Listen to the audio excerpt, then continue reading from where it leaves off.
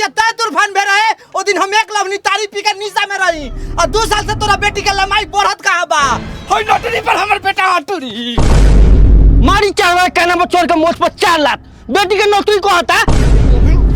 अरे भाई तू ठीक ना करे तेरे जुलुम जो दल पर इस समाज में सब के रहे के बा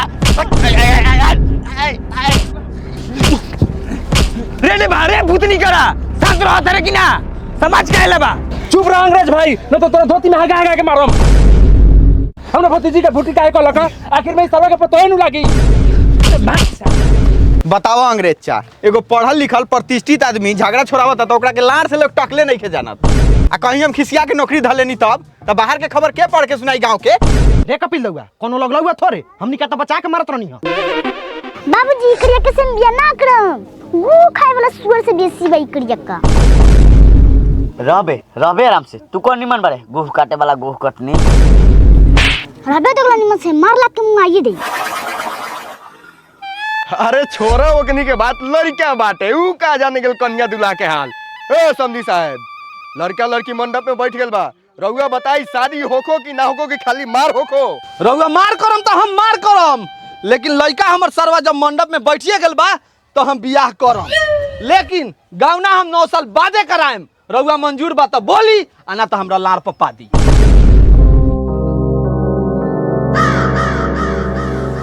ए सोचत का बानी लार पप्पा दम की लड़का लेके जाई। अरे बूढ़े बोल ना अब ठीक बा 9 साल बादे गाँव ना होई। प्रणाम खुश रह प्रणाम खुश रह बाबू प्रणाम। कहे कर लगा कि हमारा बाबूजी से केहू के झगड़ा भइल का सुने में आला कि केहू मरबो का लखा। ए बो ये डेबा नोटी लगा झपड़ लगा तई का मरबो का लगा। अरे कोनो बात नहीं खे चाचा जी प्रणाम। माधर चोर बाजू बाजू मार पड़ी ले मार बा।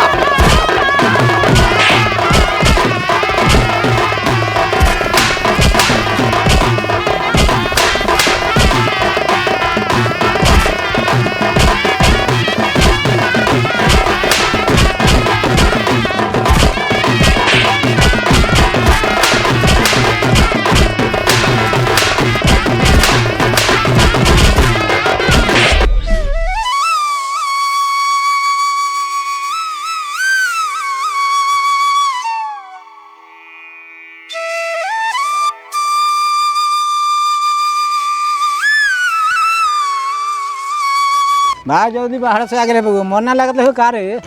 नया नया बियाह भेल ह बाहरा में मन लागी बाप मतारी समझो तब न इनके किरायो भाड़ा निकल का झांट ना कोनो का लड़का हाथ सरवाई बढ़िया कपड़ा पहनले बा सारा सब बाहर जाके कमाए के बुद्धि सीख लेल बा सोसाइटी में रहे के कोशिश करता का रही रहुआ केकर लड़का होश रे आ कहां से आवत रे बैग लेके बोका जान के लड़का है आ कलकत्ता से आवता नहीं कमा के सरवा बराबरी बतियाता ए एना उतर के गान ना लिवाओ बाहरा में धले बानी गांव के गुलामी के लई साला बाप दादा गुलामी कर लो जिंदगी भर अब तू बराबरी बदले साला चप्पल पहन ले बा।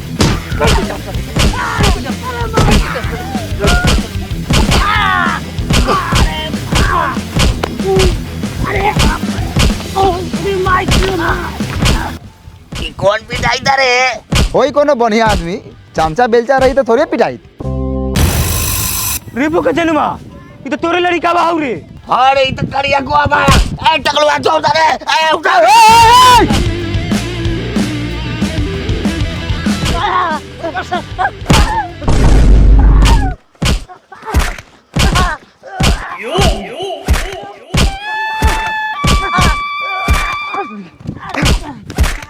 साला कौन ऐसा गलती कैला कि मालिक तोरा कितना मार मारता रे।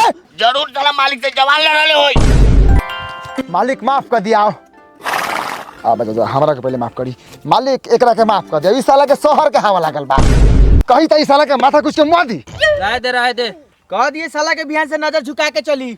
नजर के बात करता नहीं मालिक बिहान से ही सर वही रास्ता से गुजरी ताख में कोड़िया पट्टी लगा के गुजरी रवा सही हमार नवादा बा वादा हो गले सरवा चल उठावे के साले अपने में शेर बनलन दोसर कोनो गार लेवले तो बड़ा मीठ लागले। ये तो का करी रे मालिक से झुरा के घरवा में आग लगवा ली। ए तो सीधा कम मौगा बानी गार में दम नहीं खे तो अपना में काला फौकली का अंग्रेज भाई काले लई वाला वाला जूजी वाला बात बतियाइल हो चला ना घरे मकई के रोटी नॉन की मछली बनवाले बानी काहे के लई आज बाहर से आइल हो। तू हमरा के छुदरा लोमरा बुझा तेरा का हो? हम सब के घरे ना जाइले, हम कबो मकई के रोटी या मछली नहीं की खइले का? तू कहत रह तो चल चलीले। चल 2-4 लात में टेढ़ होके चला तारा। का हो अंग्रेज चा आज हेने कैसे कैसे ए हइए बोका जानवा कलख ननकी मछली या मकई के रोटी बा तो वे चले नहीं ना त मल्ला अरे आई। ए बोका जान मछली के जुगाड़ त करिए दिल बारे ओकरा ऊपर से 2 बोतल तारी के जुगाड़ कर देते त मजा आ जाई। ओ अंग्रेजा आए तारी के जगह हमर लाड़ी पीबो। ए छोरे रे तू ज्यादा ना बतिया तेरे तोरा से बड़ बेटा नहीं बा हमार लागी हु के त लगबे थूके। ए आओ ना मर्दे चुपचाप ना तो जेबे भूखे आ गार तो टेढ़ा जाई सूखे। निकली बाहर जल्दी निकली केकरा से पूछ के अंगना में ढुकनी हो अब पानी पिया तो सटा सा। अरे चाची खाली पानी नु पीनी है सटा सट और थोड़ी कुछ कहनी है सटा सट। का हो कपिल देव जब हमने के दूरा बना रहनी है तो काहे ढुकला अंगना में? अरे बोका जान चा तोरा दुआर पर से गुजरत रहनी है तो प्यास लागल है तो सोचनी है एक गिलास पानी पीते चली बाकी तोरा आंगना के पानी बड़ा बढ़िया बा। अच्छा मने केहू के दुआर पे मर्द मानुस ना रही तो ओकरा आंगना में ढुक जेबे पानी पिए। काहे ना कोनो अनपढ़ बानी पढ़ल लिखल आदमी नु बानी।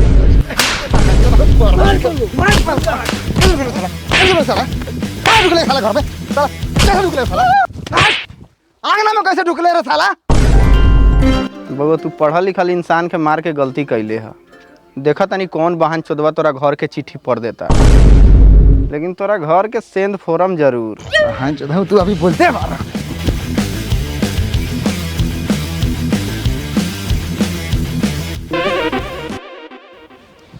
गिलासो घरे ले जाके फिराक बारे का तेज बना तेरा साले कि झगड़ा में ना बुझाई। बड़ा बढ़िया मरला ना सा देह तो दुखाता। माई प्रणाम। खुशी रह मने बाहरा से नहीं तो पूछतो ना बारे कैसन बारा ना बारा। चुप रह ना तो ऐसा लात मारे मुहे मुँह के मैदान करे लगब। तोहरा बहारा गैला से हम बड़का निहाल तरन हो गई हो कोई गो नायका कमा के ले ले हरे नी पुतरा। 1 महीना में कमा के हाथी गोरा किन के भेज देती हो का? सिलाई मशीन पर हाथ गोद चलाई तब नु कमाईती। कहाँ से हाथ गोड़ चलो मशीन के पौधान तो घरे बा। है जब हाथ गोड़ ना चलत लऊ त काहेला सुआना सुतारी आणवा के व्यापारी बने के रहो। ये सब बनिया यही जगह खेत में खटती आ चटती नाड़ू सौदा के तैयार हो जो। हां यही लग रहा हमरा तो अंगना में ढुक जाबो गोड़ हाथ तुर के ना बैठा तुम सराऊ। प्रणाम। तो चाची जो जाके लिया मकई की रोटी मछली दोनों बापूत खा के निकलू सा। तोहर दादा परदादा मकई के रोटी मछली कीन के देले बारन भागो ना तो पदी मार बरन के सोझे कह देम। आई काहे ऐसे बोलत रे बोका जानवा बाबू बोका जानबे त कला का घरे चला मकई के रोटी या मछली बनवावा तानी तबे तो आई नहीं है ना तो तोरा दुआरी पर हम पदहू नहीं। कारे बोका जानवा काहे लेखा तोरा मौगी बोलत हूं? ए रात के मछली में से नहीं के बाचल बाचल बा। हां तो बचल बा तो जो लिया सतुआ सान के खाई सन। ए सारा सतिया बेटी लगे पिठा देनी कुछो नहीं के जा लो। एगो ऐसा ही हमरा दर्द हो गल बा देह में। अंग्रेज भाई सतुआ तो खत्म कर देले बा दूसरा दिन जुगाड़ बैठा। साले औकात बार ना पाद के फुलाव ना फुलाइबा। आज के बाद से दावा दे देला तो जूजी चला के मुंह पर मारम। हमार लार ना है सब जगह मारे करी हमें गिरई नहीं होते। अब केहू के नेवात के दूरा पर लिया के भूखे रखबाहू तो खीस ना बरतई।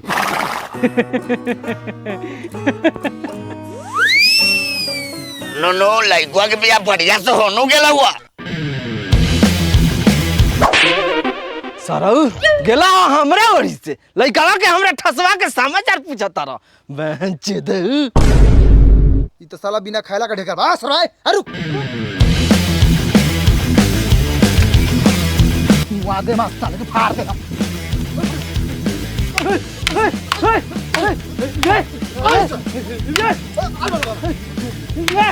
जा ई सर्वसंग काला मारपीट करे लागल का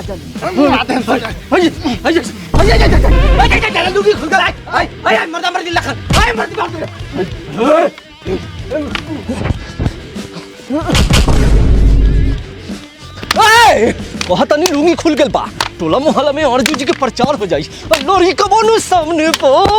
बाबूजी तू लड़ाई पर ध्यान दे, कोनो नया बात नहीं के, हम तो लड़के से देखते आओ तनी। ए जाए दे रह दे छोड़ दे। साले हमारा बाप सरहू के मरला तक अपारे फाड़ दे।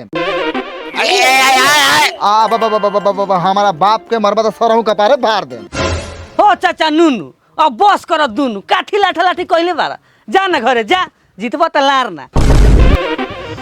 जाता नहीं कहिया आइले है बहरा से? अभी तो आओ तनी। आओ कभी बाप से चुपे मचान पर खर्चा कर।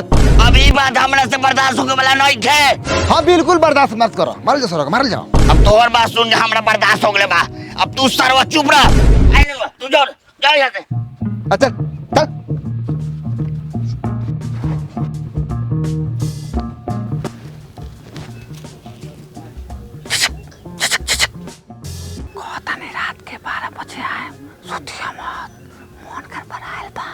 ठीक बा।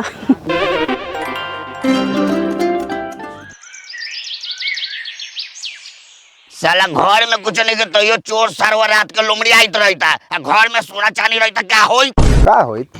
सोना चांदी ले जाइत। जल्दी जल्दी ठूस आ खेत में जा।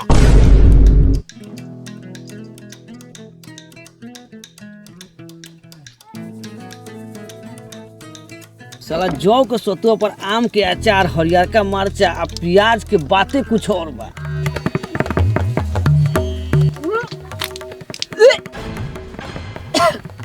काहे उल्टी करत रे? का जानी लागो तो सोचनी पेट से बका दो।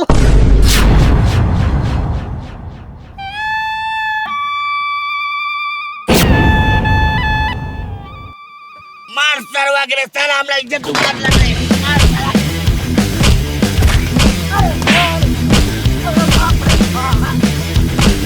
हेलो गाइस, वीडियो कैसी लगी? अगर वीडियो अच्छी लगी हो तो वीडियो को लाइक कीजिएगा और चैनल पे नए हैं तो चैनल को सब्सक्राइब कर लीजिएगा।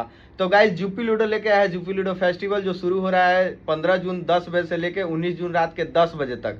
तो गाइस जाइए, खेलिए और जीतिए लाखों तक। इसमें प्राइस पूल 1 करोड़ है और एंट्री फीस सिर्फ 15 रुपये, जिसमें फर्स्ट प्राइज वाले को मिलेगा थार, सेकेंड वाले को रॉयल इनफील्ड और थर्ड वाले को आईफोन। तो गाइस जाइए आप लोग जुप्पी लूडो डाउनलोड कीजिए और जुप्पी लूडो फेस्टिवल का फायदा उठाइए।